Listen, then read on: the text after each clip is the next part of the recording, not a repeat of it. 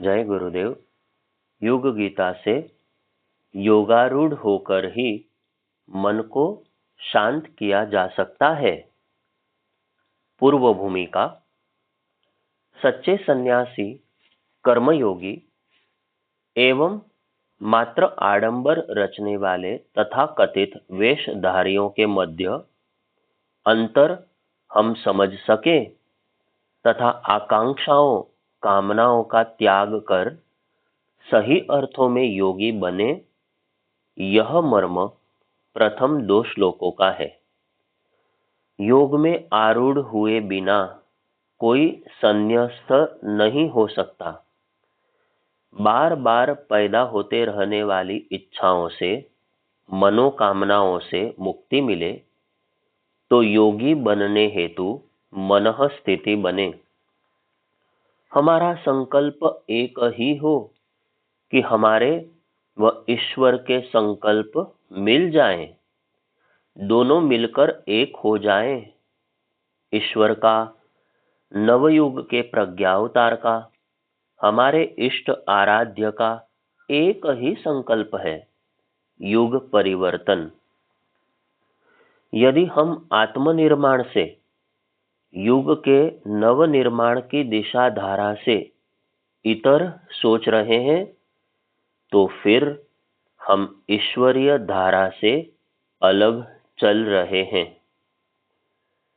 परम पूज्य गुरुदेव ने जीवन भर एक ही बात कही कि तुम हमें मानते हो तो हमारे संकल्प से जुड़ जाओ। हमारा संकल्प अर्थात ईश्वरीय संकल्प, युग निर्माण योजना, प्रज्ञा अभियान, युग परिवर्तन, 21वीं सदी में नारी शक्ति का संवेदना का अभ्युदय, सतयुग का आगमन। हर श्वास हम इसी संकल्प की पूर्ति हेतु जिए। यदि हम गुरु सत्तारूपी भगवान के प्रमुख पार्षद के एक छोटे से अंश हैं तो हम अपनी जिम्मेदारी समझ सकते हैं। यदि हम अपनी गुरु सत्ता को भगवान की कंपनी का मैनेजिंग डायरेक्टर मान लें तो स्वयं को उस कंपनी का एक छोटा मोटा कारीदा गुमाश्ता तो मान ही सकते हैं। वैसे ही यदि बन जाए, अपने संकल्पों को गुरु सत्ता के संकल्पों के साथ जोड़ लें तो हमें अपना युग धर्म समझ में आ जाए। आज के युग का धर्म है समग्र समाज का अभिनव निर्माण, सारे समाज का अध्यात्मीकरण, विश्व वसुधा को गायत्रीमय बना देना। इसके लिए कर्मयोगी बनकर अपनी सारी आसक्ति को, सुखों की चाह को, आकांक्षाओं को, मनोकामनाओं को प्रभु के चरणों में समर्पित कर जीना होगा। हर क्षण यही भाव रहे कि हम परमात्मा के लिए कर रहे हैं, अपने लिए नहीं। हमारे संकल्प भगवान को अर्पित हो जाएं, यही प्रभु चाहते हैं। हम निष्काम कर्मयोगी बन जाएं। हर गुरु प्रभु समर्पित कर्म चाहता है। भगवान अर्जुन से यह अपेक्षा क्यों रख रहे हैं, बार बार यह बात क्यों कह रहे हैं? इसलिए बार बार जोर दे रहे हैं कि अर्जुन के प्रारब्ध कट जाएं। हर गुरु अपने अपने समय में अपने शिष्य के हित हेतु ऐसा कहता व करता है। प्रारब्ध व्यक्ति को काटने ही पड़ते हैं, कष्ट भोगने ही पड़ते हैं, किंतु अच्छे कर्म करके, सतयोगी पुरुषार्थ में भागीदारी करके जल्दी काटे जा सकते हैं।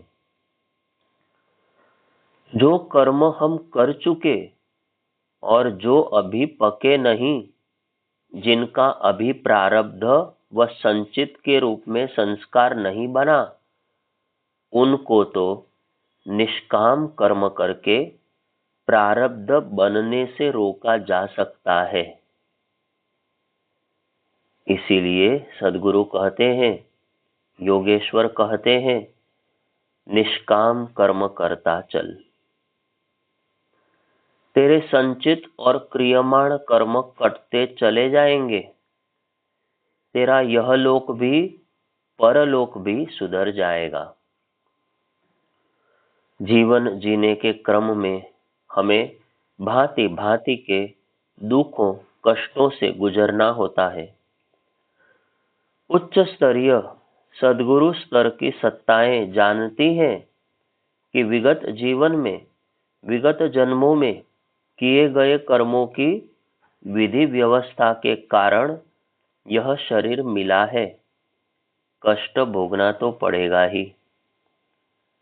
परम पूज्य गुरुदेव ने हम सब से कहा था कि अपने तप व आशीर्वाद से हम तुम्हारे पापों का, प्रारब्ध का जखीरा नष्ट कर देंगे। यह गुरु का सदैव शिष्य को आश्वासन है, पर है एक शर्त पर। वह यह कि हम इसके बदले गुरु का कार्य करें, युग धर्म में स्वयं को नियोजित करें। कुछ कष्ट सहना पड़े तो उसे तप मान ले। वैसे न जाने कितना भोगना पड़ जाता, पर हमारा सौभाग्य कि हम सद्गुरु से जुड़े। हमारे कष्ट थोड़े में टल जाएंगे, प्रारब्ध भी कट जाएंगे। दिव्य कर्मी होने के कारण संचित क्रियमाण का अनुपात घटेगा। पाप होंगे ही नहीं तो मोक्ष सुनिश्चित है। कर्म का यह विधान समझना, निष्काम कर्मयोगी बनना एवं अच्छे कर्मों का अपना फिक्स्ड डिपॉजिट बढ़ाते चलना, यही हमारा उद्देश्य होना चाहिए। मैं पन छोड़े वह साधक बने। अभी हमारी पहले 2 श्लोकों की व्याख्या ही चल रही है। भगवान संकल्पों से यानी कि कामना, आकांक्षाओं, इच्छाओं से मुक्ति चाहते हैं एवं एक आदर्श शिष्य को सच्चा मार्गदर्शन कर रहे हैं कि यह जीवन मिला ही श्रेष्ठ कर्मों को करने के लिए है। श्रेष्ठ के खाते में वृद्धि करते रहिए एवं अपने पाप कर्मों को, प्रारब्ध संचित को काटते चलिए। यही जीवन की रीति नीति हमारी होनी चाहिए। हमारा हर कार्य ईश्वर समर्पित हो। जीवन व्यापार को ईश्वरीय स्वरूप मानकर करें। कहीं भी अपना मैंपन, निजी इच्छा, आकांक्षा को न जोड़ें। योग मनोविज्ञान की एक बड़ी जटिल व्यवस्था को वे अर्जुन के समक्ष रखना चाह रहे हैं, ताकि वह आत्मसंयम, ध्यान योग का मर्म समझ सके। अभी दोनों श्लोकों का प्रतिपादन संन्यास संबंधी भ्रांतियां मिटाने, दिव्य कर्मी के लक्षणों को बताने के लिए एवं यह समझाने के लिए किया गया है कि जिसने संकल्पों का त्याग न किया वह योगी नहीं हो सकता।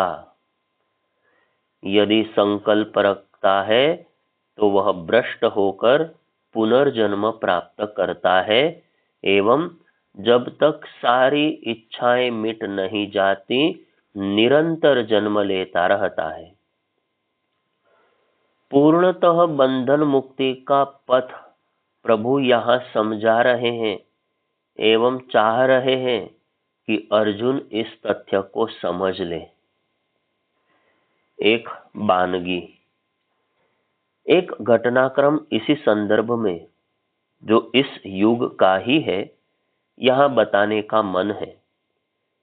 प्रसिद्ध उद्योगपति एवं बिड़ला परिवार के आदि संस्थापक श्री जुगल किशोर जी बिड़ला के परिवार में एक बालक जन्मा।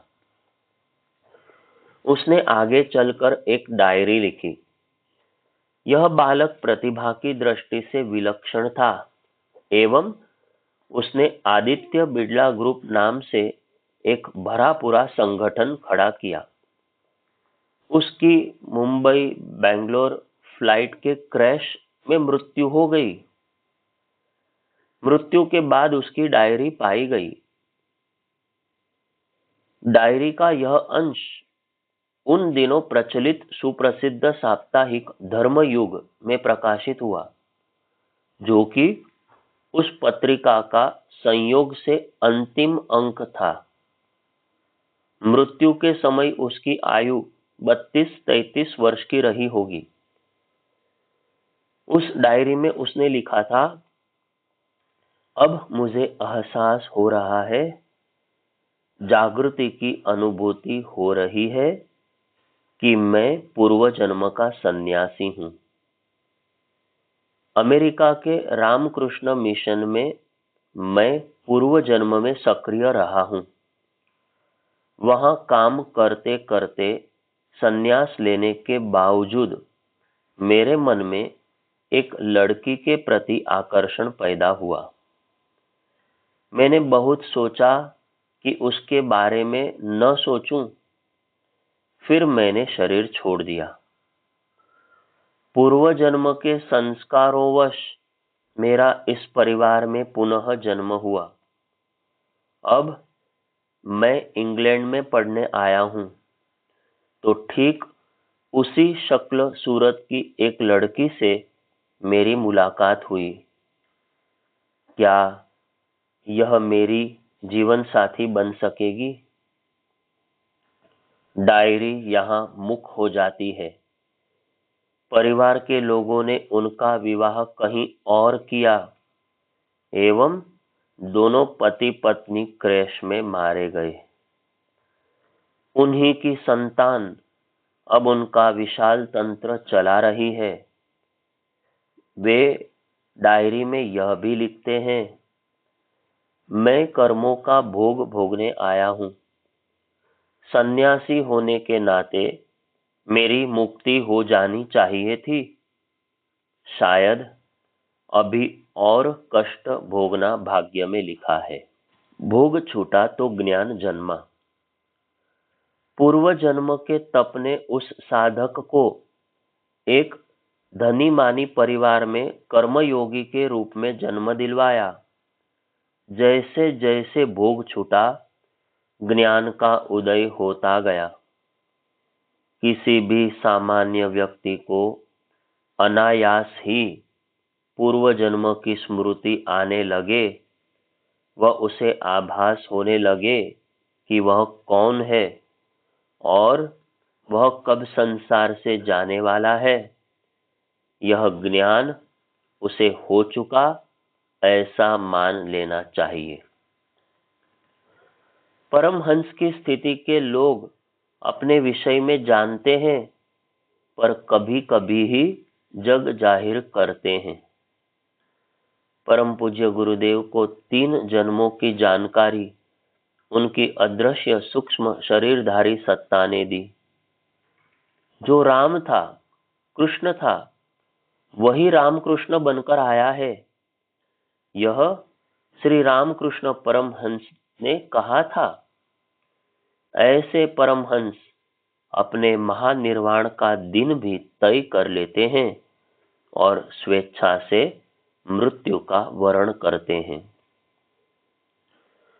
यह सुनिश्चित है कि पूर्व जन्म की कर्म वासना एवं संकल्पों के अनुसार भावी जीवन के संस्कार तय होते हैं। योग पर आरूढ़ होकर ही निष्काम भाव से कर्म करते हुए ही व्यक्ति बंधन मुक्त हो सकता है, नहीं तो 84 लाख योनियों का फेर है ही। यदि यह तथ्य समझ में आ जाए तो हमारे सभी कर्म स्वतः निर्मल होते चले जाएंगे एवं हम मोक्ष को प्राप्त हो जाएंगे। संकल्पों से निवृत्ति की चर्चा श्री कृष्ण इसीलिए कर रहे हैं। पुनर्जन्म एवं संकल्पों वासनाओं से जुड़े रहने की परिणति की व्याख्या इसी अध्याय में आगे 41 से 44 क्रमांक के श्लोकों में विस्तार से हुई है। तब उसे वहां दृष्टांतों के माध्यम से समझने का प्रयास करेंगे।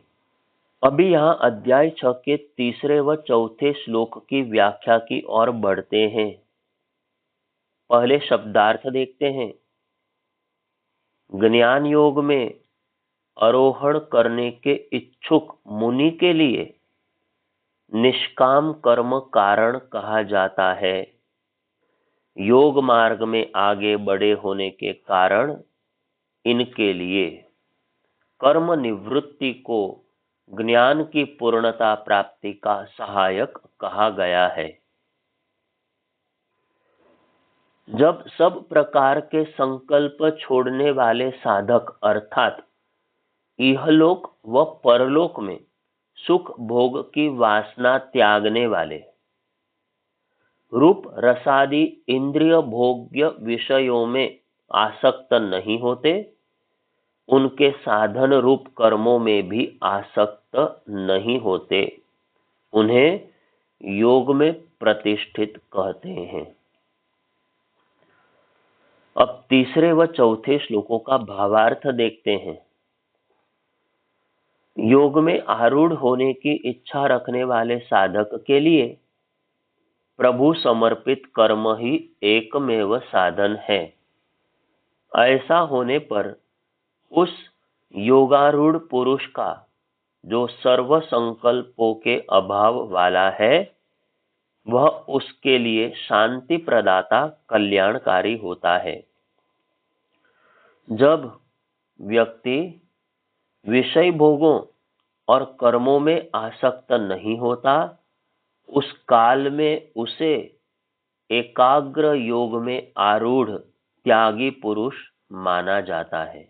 एकाग्रता का अभ्यास।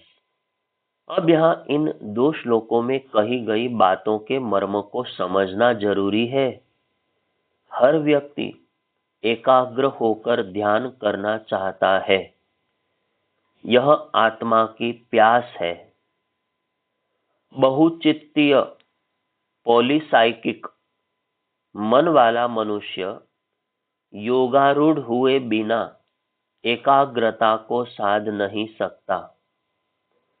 एकाग्रता का अर्थ मन चित्त की निश्चलता नहीं है। सभी बाधक विरोधी विचारों को परे हटाकर समग्र मन द्वारा किसी एक ही विषय के चिंतन की विधि ही ध्यान कहलाती है। मन को खुला छोड़ देते हैं तो अनगढ़ कुसंस्कारी अवचेतन मन के कारण अस्थिरता ही दिखाई देती है। मनोयोग, तत्परता, एकाग्रता, तल्लीनता जैसी उपलब्धियां नहीं मिल पाती। मन की निरर्थक भाग दौड़ को नियंत्रित करने एवं उसे एक ही विषय पर केंद्रित करने के लिए एकाग्रता की शक्ति हर साधक को अभिष्ट है। तब ही तो मन शक्तिशाली संकल्पहीन बन पाएगा। श्री कृष्ण तीसरे श्लोक में कहते हैं कि एकाग्रता की प्राप्ति के लिए कर्मयोग साधन है, किंतु इसे क्रमशः विकसित करते हुए इसका व्यावहारिक प्रयोग आत्मा पर गहन ध्यान लगाने के रूप में किया जाना चाहिए। शम अर्थात मन की शांति, मन की चुप कर एक ही भाव में तल्लीन कर लेना। मन की शांति के बिना योगारूढ़ नहीं हुआ जा सकता।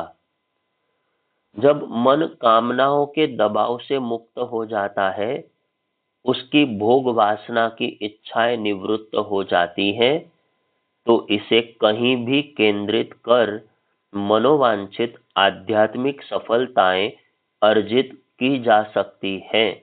अतीन्द्रिय क्षमताओं को जागृत किया जा सकता है। योग पर आरूढ़ साधक। श्री भगवान ने आरूढ़ होना अर्थात सवारी करना शब्द जानबूझकर प्रयुक्त किया है। योग पर आरूढ़ अर्थात योग के घोड़े पर सवार साधक। वीर अर्जुन को युद्ध क्षेत्र में इससे सुंदर और क्या समझाया जा सकता है। यथास्थान तथा शैली का प्रयोग कर योगेश्वर श्री कृष्ण कहते हैं कि जो योग के घोड़े पर सवार होना चाहते हैं, उनके लिए निस्वार्थ कर्म अति अनिवार्य है, सहायक है। किंतु ऐसा हो जाने के बाद साधक हेतु आध्यात्मिक ऊंचाई पर पहुंचने हेतु शम अर्थात मन की शांति ही एकमात्र साधन है। एकाग्रता की उपलब्धि हेतु मन के विक्षेप के कारणों को हटाया जाना जरूरी है। मनोनिग्रह हेतु मानसिक विक्षोभ पैदा करने वाले अहंकार, अहम केंद्रित कामनाएं, वासनाएं आदि कारणों से मुक्त होना पड़ेगा।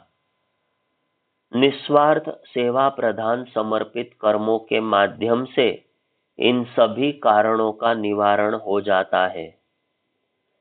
कर्मयोग उन सभी लोगों के लिए एक साधन है जो मन की एकाग्रता के लिए प्रयत्नशील हैं, ध्यानस्थ होना चाहते हैं, मनः स्थिति से कुछ कार्य करना चाहते हैं। एकाग्रता प्राप्त होते ही आध्यात्मिक साधक को अधिकाधिक मानसिक शांति प्राप्त करने का प्रयास करना चाहिए। मन की भटकन रुकेगी तो ही शांति मिलेगी। सफल ध्यान हेतु निष्काम योग। हर व्यक्ति आज के भोगवादी युग में मन की शांति चाहता है। सुख साधनों का उपभोग करते हेतु अपने अहम को पालकर उससे नियंत्रित होते हुए यह शांति कभी मिलेगी नहीं। लोग उसे तलाशते भी इन्हीं चीजों के माध्यम से हैं। फलतः अतृप्ति, बेचैनी, तनाव, उन्माद ही हाथ लगते हैं। ध्यान का नाटक करने से क्या लाभ, यदि संकल्पों से अहम केंद्रित कामनाओं से मुक्ति नहीं मिल पाई। ध्यान तभी सफल है जब वह मन को शांत कर दे, उसे भटकन से मुक्त कर दे। योग पर आरूढ़ होने के बाद समर्पित कार्य करना अनिवार्य है। प्रभु समर्पित जीवन जिए बिना मन शांत नहीं हो सकता। सभी बातें, शर्तें एक दूसरे पर निर्भर है। निष्काम कर्मों के परिणाम स्वरूप चित्त शुद्धि होकर आत्मानुभूति होती है एवं ब्राह्मी स्थिति प्राप्त होती है। श्री रामकृष्ण परमहंस कहते हैं, ज्ञान कांटे से अज्ञान कांटे को निकालना होता है, तब दोनों ही कांटे फेंक दिए जाते हैं। तत्पश्चात तो ज्ञान व अज्ञान से परे ब्राह्मी स्थिति में पहुंचना अति सरल है। योगारूढ़ होने के लिए शुभ या अशुभ दोनों ही प्रकार की वासनाओं को छोड़ना होगा। तनिक सी भी रह गई तो मन अशांत बना रहेगा। ठाकुर श्री रामकृष्ण देव कहते हैं, सूत में जरा सा भी रेशा रहने से वह सुई के छेद में नहीं घुस सकता। उसी प्रकार मामूली सी वासना भी हुई तो मन ईश्वर के चरण कमलों का ध्यान, उनमें लीन होने का भाव नहीं कर सकता। अब प्रश्न यह उठता है कि यह कैसे जाना जाए कि हमें पर्याप्त एकाग्रता मिल गई व हम योग आरूढ़ हो गए। इसकी चर्चा आगे कल करेंगे। जय गुरुदेव।